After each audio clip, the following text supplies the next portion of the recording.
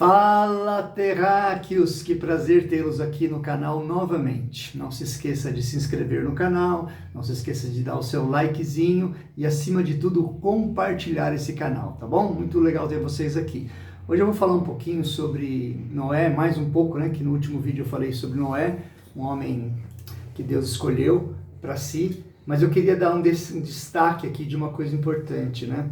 Que está exatamente no capítulo 7 de Gênesis, no versículo 1, olha que interessante. Disse o Senhor a Noé: entra na arca, tu e toda a tua casa, porque reconheço que tens sido justo diante de mim no meio dessa geração. Reconheço que tens sido justo diante de mim no meio desta geração. Olha que interessante.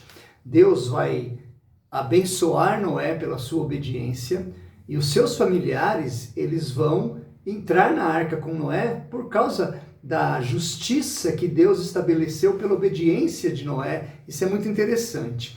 Nós não anulamos em nenhuma hipótese também aqui a obra redentora de Cristo pela vida de Noé e pela vida dos seus familiares. Mas olha que interessante. Noé, ele obedece a Deus em obediência a algo que Deus faz por ele. Então é assim, se eu já disse anteriormente que ninguém poderá chegar a novo céu e nova terra e habitar numa eternidade com Cristo, com o próprio Cristo, sendo co-herdeiro com Cristo, que é o principal herdeiro. Se ninguém vai habitar nesse novo céu e nova terra que não seja pela ação de Cristo, Noé também faz parte. Mas olha que interessante, há uma resposta a isso.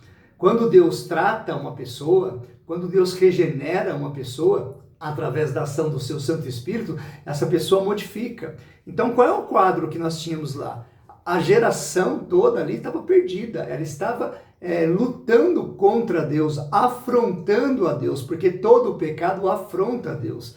Deus não é um Deus que deixa o pecado impune, embora Deus seja um Deus amoroso, embora Deus seja um Deus salvador e gracioso. Você vai ver a graça de Deus trabalhando, mas o juízo de Deus também trabalha ao mesmo tempo. Então o que acontece ali? Você vê a graça de Deus tratando Noé e sua família, mas você vê o juízo de Deus tratando as pessoas que vão morrer ali. Então o que acontece? É preciso a gente entender que a graça de Deus sobre nós nos transforma e nos faz fugir do pecado. Aquela geração inteira estava pecando de braçada.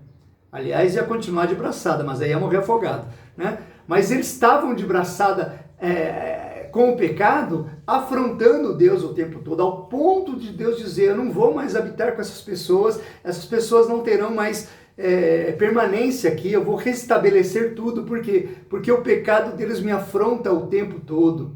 Então o que acontece? Deus jamais vai deixar de punir pecados, ele vai punir pecados. E Cristo Jesus foi aquele que Deus estabeleceu para morrer pelos pecados do seu povo. Mas entenda uma coisa, essa ideia de povo restaurado, de povo regenerado de Deus, tem que mudar o comportamento. Veja o que nós lemos aqui em Gênesis capítulo 7, versículo 1. Deus reconhece que Noé era um homem justo. Qual que é a ideia aí? Que Deus reconhece que a vida de Noé era diferenciada de toda aquela geração. Aquela geração ia se perder, aquela geração ia morrer, porque afrontavam Deus. Mas Noé, ele corresponde à expectativa de Deus com relação àquilo que Deus fazia na vida dele. E é isso que cristãos têm que fazer.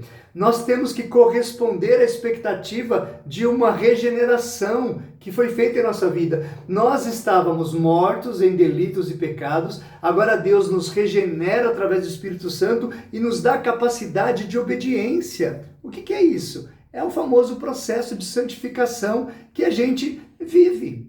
Crente tem que viver um processo de santificação, um processo de crescimento, um processo de obediência, de formas que Deus olhe lá e fala assim: tá vendo aquele meu servo? Eu regenerei ele, agora pela graça ele me obedece.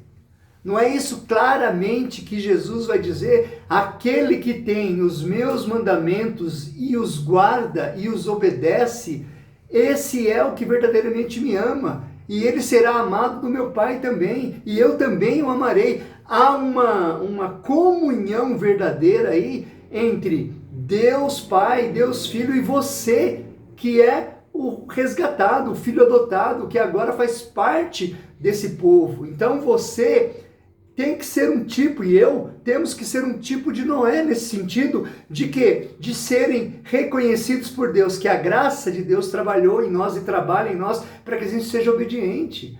Então não adianta você querer ser uma pessoa frequentadora de uma igreja, aluno de uma escola dominical, assíduo nisso tudo, se isso não gera obediência em você. Não adianta você dizer que você é um profundo conhecedora da palavra de Deus, que já leu a Bíblia N vezes, sabe de cor quantos livros a Bíblia tem, quantos versículos a Bíblia tem, sabe até citá-los, se você não tem uma vida de obediência.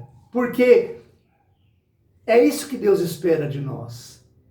Deus destruiu toda aquela geração, ele salva Noé e sua família, mas Deus também um dia há de acabar com todo o pecado, e todas as pessoas que vivem uma vida de pecado continuam nadando de braçada numa vida de pecado, afrontando Deus o tempo todo, achando que Deus simplesmente tolera tudo isso e vai ficar tudo bem no final, porque Deus é amor e Deus vai suportar o seu pecado do jeito que você é, sem nenhum tipo de mudança, sem nenhum tipo de obediência. Isso é um engano muito grande. Assim como nos dias de Noé, a própria palavra fala, as pessoas não se importavam com Deus e foram tomadas de surpresa, assim também voltará o Filho do Homem. E quando ele voltar, não tem graça, não tem perdão, não tem misericórdia, tem juízo.